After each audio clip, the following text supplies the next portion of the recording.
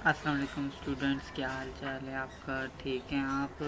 मैं आज आपको नेक्स्ट 2 पैराग्राफ पढ़ाऊँगा chapter number 1 the dying son के। पढ़ाने से पहले अगर आप मेरे चैनल पर नए हैं तो पहले चैनल को प्लीज़ सब्सक्राइब कर लें और साथ ही बने हुए बेल आइकन को भी प्लीज़ क्लिक कर लीजिएगा ताकि मेरी आने वाली नई वीडियो सबसे पहले आप तक पहुंच सके। तो कल हमने ये वाला फर्स्ट और सेकंड पैराग्राफ मैंने कल पढ़ा दिया था आपको, तो मैं अब आपको पढ़ाना शुरू करता हूँ। हमने कल ये 2 पैराग्राफ पढ़ लिए थे, आज हम थर्ड पैराग्राफ पढ़ेंगे। और आज मैंने आपके सामने ट्रांसलेशन भी लगा दी है, इधर आप देख सकते हैं पेज भी मैंने अलग से लगा दिया हुआ है। अब मैं आपको पढ़ाता हूँ, थर्ड पैराग्राफ है ये।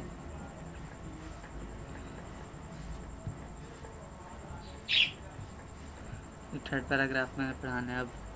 We believe however that some 2000 million years ago this rare event took place and that another star wandering blindly through space happened to come near the sun।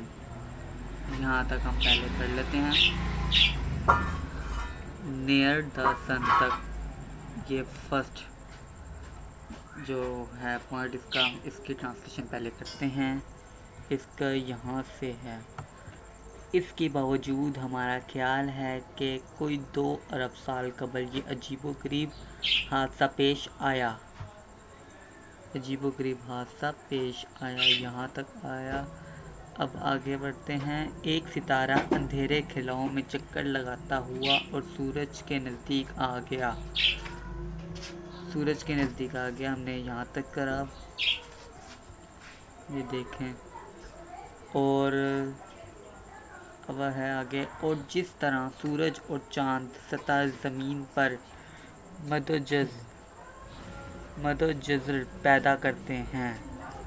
हमने ये यहाँ तक पूरा पैराग्राफ हमने इसका 1 पॉइंट हमने इसका क्लियर कर लिया है। अब सेकंड पॉइंट करेंगे जस्ट से। इसका पॉइंट करते हैं।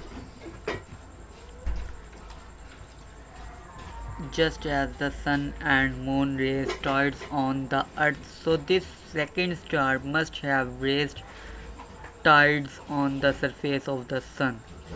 यहाँ तक अब करते हैं, जस्ट से लेके सरफेस ऑफ द सन तक करते हैं। तो ये हमने यहाँ तक पढ़ा है। इस तरह इस सितारे ने सूरज की सतह पर ये अमल किया होगा। ठीक है, सेकंड स्टार ये देखें। अब अगली लाइन करते हैं। But they would be very difficult but very different from the little tides which the small mass of the moon rays in our ocean, an immense tidal wave must have travelled over the surface of the sun, at last forming a mountain so high that we can hardly imagine it। इतना है ये। But से लेके हमने करना है imagine it तक। ये यहाँ से बनेगा, इसी तरह इस सितारे ने सूरज की सतह पर ये अमल किया होगा। ये देखें ना, साथ साथ इसके पूरी लाइन समझ में आ रही है।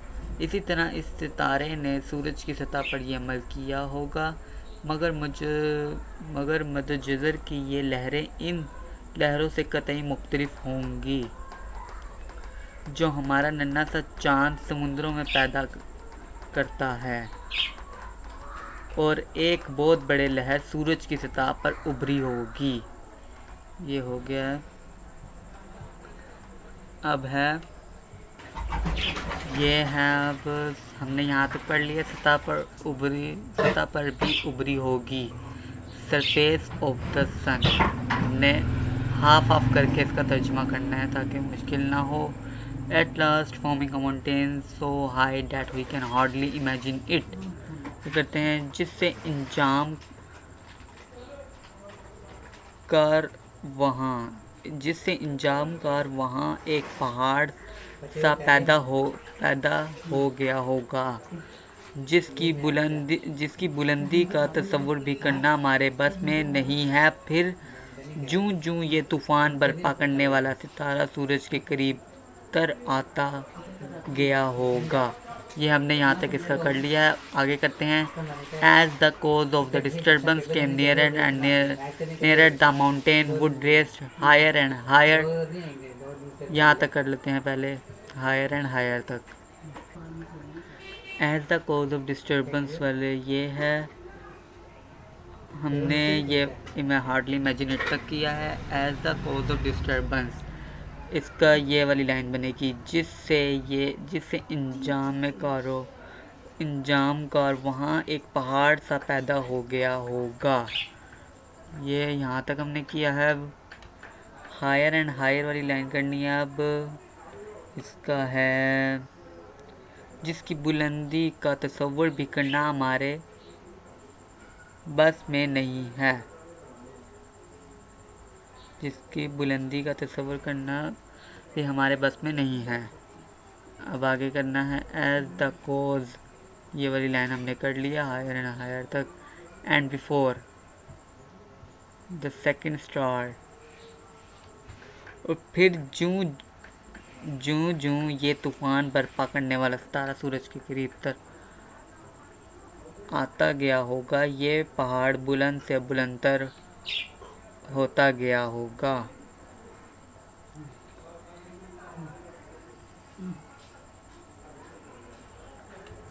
ये आपको दोबारा बता देते हैं। And before the second star began to move away again, it tidal pull had become so powerful that this mountain was torn to pieces and threw off small parts of itself into space।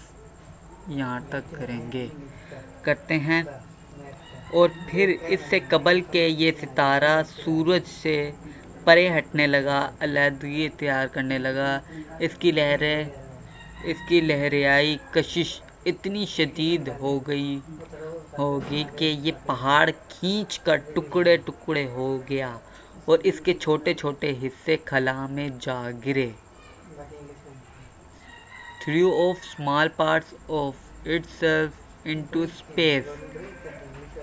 इसका आगे है, the small pieces have been going round the sun ever since. ये छोटे छोटे टुकड़े इसी वक्त से सूरज के गिर्द गर्दिश कर रहे हैं। अगला है, they are the planet great and small of which our earth is one. और यही वो छोटे बड़े सियारे हैं जिनमें से एक हमारी ज़मीन है।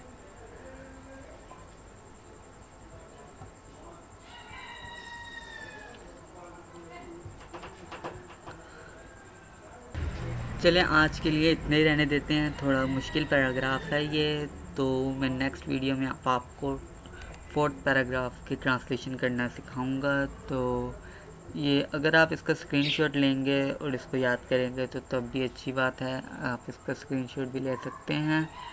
तो तब तक के लिए मुझे इजाज़त दीजिए। मेरे अगले लेक्चर का इंतज़ार कीजिएगा। मुझे दुआ में याद रखिएगा। अल्लाह हाफिज़।